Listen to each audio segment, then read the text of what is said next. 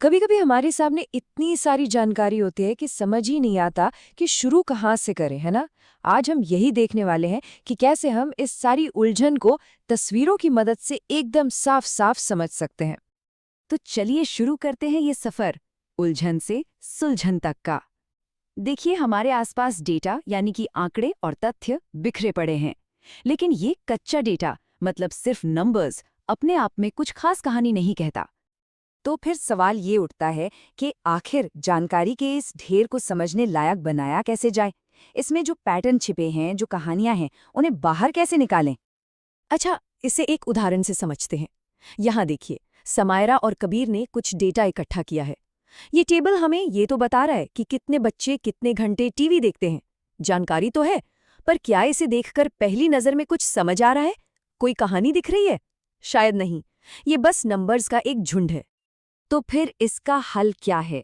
अगर सिर्फ नंबरों से बात नहीं बन रही तो हम क्या करें?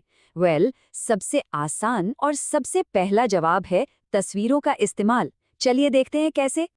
मान लीजिए जोसेफ अंकल हैं जिनकी एक खिलौनों की दुकान है। अब उन्हें अपनी दुकान का स्टॉक गिनना है, लेकिन वहां इतने सारे खिलौने हैं कि एक एक करके गिनना और फिर उसका हिसाब रखना बहुत मुश्किल काम है। तो उनके मन में भी वही सवाल आता है जो हमारे मन में आता है। मैं इन सबको तस्वीरों से कैसे दिखा सकता हूँ? और ये एक बहुत ही नेचुरल सवाल है जब हमारे पास बहुत सारी चीजें हों। तो सबसे पहला, सबसे सीधा आइडिया क्या आता है? एक पिक्टोग्राफ बनाते हैं। मतलब हर एक चीज के लिए एक तस्वीर। सिंपल। लेकिन यहाँ एक पेंच है।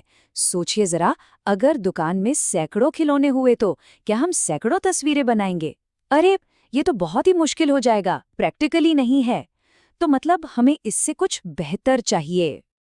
और इसी मुश्किल का हल एक बहुत ही जबरदस्त आइडिया में छिपा है, और वो है स्केल की ताकत। उनके हेल्पर दीपेश एक कमाल का आइडिया लेकर आते हैं। वो कहते हैं, एक स्केल का इस्तेमाल करते हैं। सुनने में ये छोटा सा बदलाव लगता है, पर इसका असर बहुत बड़ा होने वाला है। अब आप सोच रहे होंगे, ये स्केल क्या चीज़ है? ये बहुत आसान है। ये एक ऐसा सिस्टम है जहां हम एक तस्वीर से कई चीज़ों को दिखाते हैं। मान लीजिए एक खिलौने की तस्वीर का मतलब 5 खिलौने या 10 खिलौने हो सकता है। स्मार्ट है ना? अब जरा इस स्लाइड को देखिए। कमाल हो गया ना? यहाँ हर एक टेडी बेयर का मतलब है 5 खिलौने। तो अब बस कुछ ही तस्वीरों से हमें पूरी दुकान का हिसाब मिल गया। देखिए कितना साफ और कितना आसान हो गया है सब कुछ। चलिए, इस आइडिया को और पक्का करने के लिए दीप्ति का उदाहरण देखते हैं।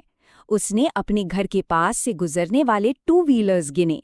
यहाँ एक मोटर बाइक की तस्वीर का मतलब है 3 गाड़ियां। तो सोमवार को 9 तस्वीरें मतलब 9 गुणा 3 यानी 27 गाड़ियां। देखा, स्केल ने कितने बड़े बड़े नंबर्स को कितना आसान बना दिया। तो पिक्टोग्राफ तो बहुत बढ़िया चीज है, लेकिन क्या हम चीजों को और बेहतर बना सकते हैं? जवाब है हाँ, बिल्कुल। तो चलिए अब तस्वीरों की दुनिया से एक कदम और आगे बढ़ते हैं और बार ग्राफ को समझते हैं।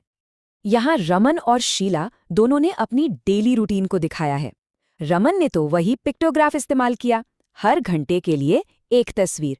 लेकिन शीला ने कुछ अलग किया। उसने तस्वीरों की जगह अलग अलग ऊंचाई की सीधी खड़ी लाइनें यानी बार्स का इस्तेमाल किया। शीला के इसी तरीके को हम बार ग्राफ कहते हैं।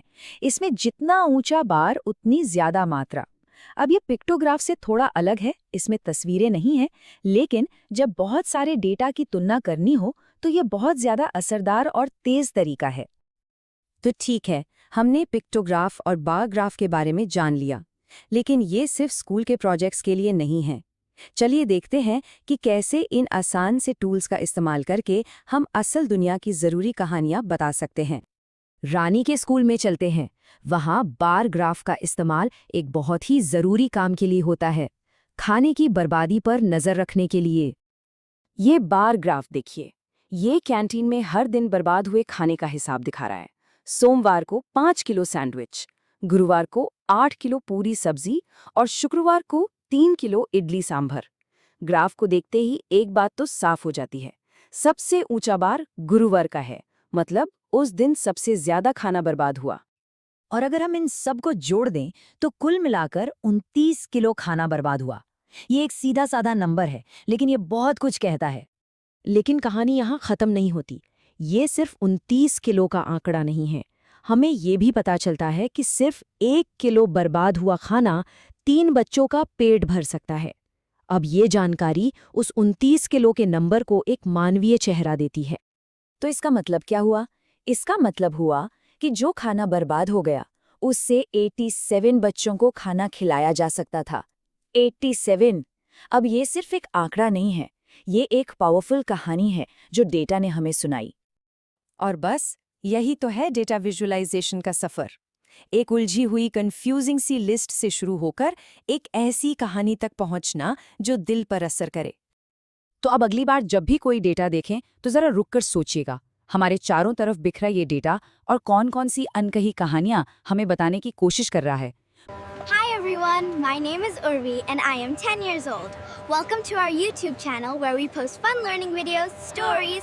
I love exploring new places, trying creative things, and sharing them with all of you.